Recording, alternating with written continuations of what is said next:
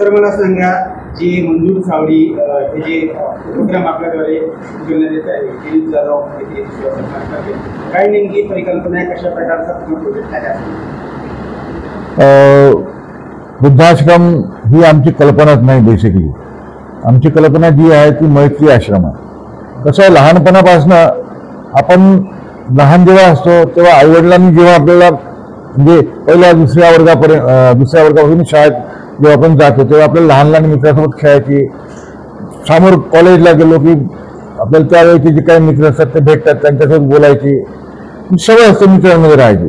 पण एक काय असा येतो की एक वेळ अशी येते की माणूस स्वतःमध्ये गुरफाटून जातो आणि त्या पर्टिक्युलर एकाच परिवाराला घेऊन तो समोर चालत असतो आणि त्यामध्ये तो विसरून जातो स्वतःबद्दल की मी काय कसा असायला पाहिजे, माझं काम कसं असायला, मी कसं जगायला पाहिजे.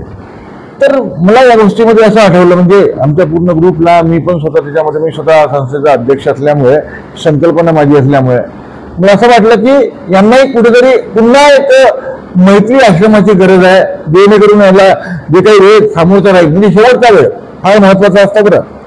म्हणजे जीवनात जेव्हा माणूस येतो, लहानपणापासून अभ्यास करणे, स्वतःला प्रस्थापित करणे, आपलं आयुष्य घडवणे, नंतर लग्न करून मुलांचं आयुष्य घडवणे, त्याला स्वतःसाठी वेळच नाही मिळत. आणि जेव्हा त्याला वेळ मिळतो तर तो म्हातारा झालेला असतो, तो काहीच नाही करू शकत. त्याला वाटतं की एवढं सगळं करूनही मला माझ्या हातात काहीच नाही आलं. तर त्यावेळेस महत्वाची गोष्ट अशी असते की त्यावेळेस त्याला मित्रांची खरंच गरज असते, त्यावेळेस त्याला मित्र मिळत नाही.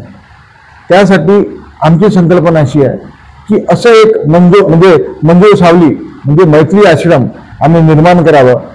त्यामुळे ही संकल्पना आम्ही साकारतोय.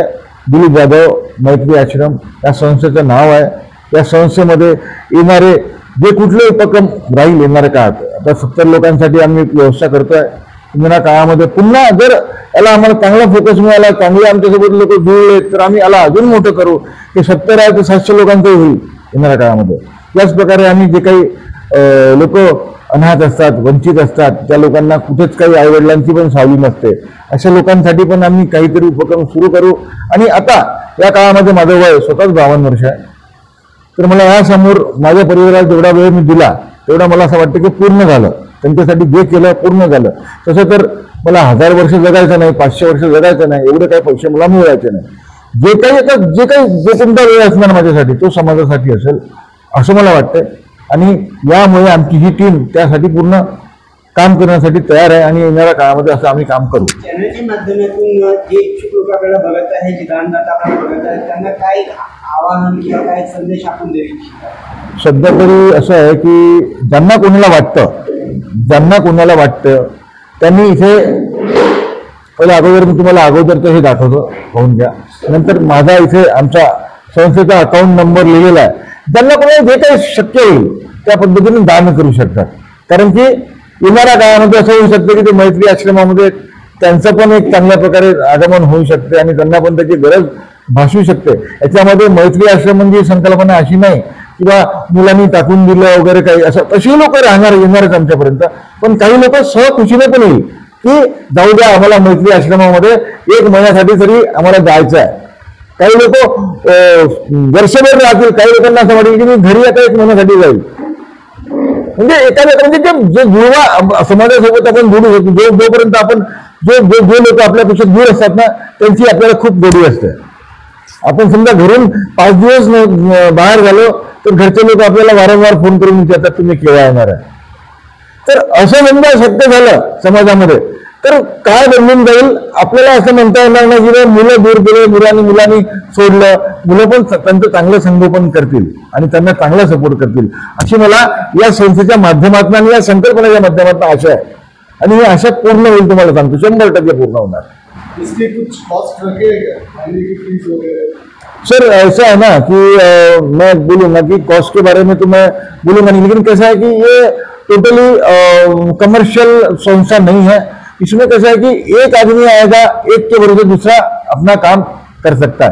आणि आपने कुछ पैसा दिया तो हम उस जगह पे 2 लोगों के साथ में हम ये काम करना चाहेंगे. हमारा एक संकल्पना ऐसी भी है. दूसरी जो डोनर हमको देंगे उसके भरोसे भी काम होगा. जो डोनर देंगे चलाने वाले जो है, वो जो बर्थडे वगैरह मनाने वाले हैं लोगों का, और बर्थडे के साथ में उनका जो शादी का सालगिरह भी हम सालगिरह है। तो उसमें से भी कुछ फंड आएगा। तो हम तो अभी ऐलान कर ही दिए कि 365 हम दिन पूरे बुक कर देंगे, तो वो भी हमारे को फंड आएगा। तो उससे भी हम मैक्सिमम हम तो चाहते हैं कि लोगों से ना लिए, और ये बाकी जो है जो रहने वाले उनसे ना लेते हुए हम पूरा डोनर के माध्यम से ही करें। तो ये हमारा पूरा प्रयास है। भविष्य में और कौन कौन सी संकल्पनाएं आगे आने वाली हैं? सर, ये सबसे पहले तो ये संकल्पना पूरी करनी है हमने। इसको हम किस जगह लेके जाते आने वाले 2 साल देखते हैं। इसके बाद में मैंने बताया हूँ आपको कि हम लोग सोच रहे हैं कि अनाथ आश्रम जो होता है उनके लिए कुछ से भी करने की कोशिश करेंगे। लेकिन पहले ये प्रोजेक्ट जो हाथ में लिया हुआ उसको पूरा करने वाले, इसके पीछे की एक बहुत बड़ी मंशा इसीलिए है कि समाज को कुछ अपने को देना लगता है समाज को। आज अपन जिस मुकाम के ऊपर में पहुंचे हुए, जहाँ चरित्र जिस तरीके से अपने यहाँ पे दिख रहा है, हर भारतवर्ष के अंदर में नहीं, पूरे विदेश के अंदर में भी यही हाल है। जो अपने बुजुर्ग लोग हैं उनके तरफ में ध्यान देने के लिए लड़कों के पास में समय नहीं है। लड़के विदेश में पढ़ते हैं, कहीं अपने ही देश में रहने के बावजूद भी अभी ताजी घटना अपने नागपुर की हुई है। एक बुजुर्ग दंपत्ति ने सुसाइड कर लिया। उनका लड़का दिल्ली में था, लड़की नागपुर में रहने के बावजूद भी उन्होंने खुद ने, यानी हमारा खुद का कोई देखभाल करने वाला नहीं है करके उन लोगों ने सुसाइड किया। ऐसी नौबत और ना आए, इसी दिशा में हमारा एक कदम है, ताकि समाज का हमारा भी कुछ देना लगता है। तो हम चाहते हैं कि हमारे इस माध्यम से हम सेवा करें समाज की, और बुजुर्ग लोगों को हम वहाँ पे ला के रखें ताकि हम उनकी सेवा कर सकें।